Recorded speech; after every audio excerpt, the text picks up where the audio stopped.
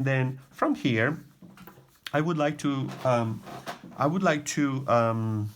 show you how to quickly draw the arm. In fact, this is also in answer to one of you that asked me about how to draw the forearm. So, how to draw the forearm? The easy way is this. Think of the forearm as a 2x4, right? And then on the 2x4, you're going to position a conical shape. Now, where is the conical? And then the hand is going to be here. And quickly, very quickly, you're going to have to achieve an organic semblance, right? You see that?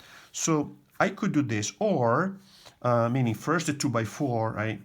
And then the conical shape.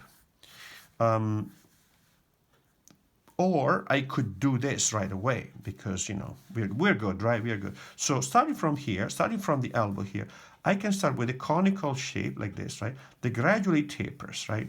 And this is the question that one of the followers had: how big should this be? Well, this portion in here, which is the conical shape that tapers, is typically not half the length of the forearm, but a little bit more. See that?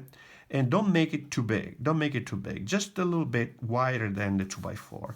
So if it's difficult to do this, practice first with the 2x4 and then put in the conical shape like that. So starting from here, I'm thinking, I know where my wrist is going to be. I know the starting point. So as I create this curving here, I'm thinking, well, where am I? And I just more or less just past the middle, see that? So I'm thinking, okay, time to straighten up here, right there, right?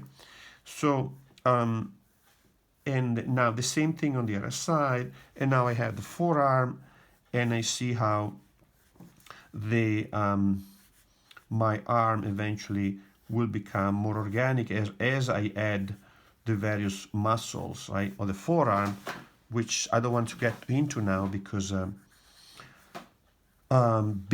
I want to maintain the focus on this idea of layering of the muscle more than the single muscle.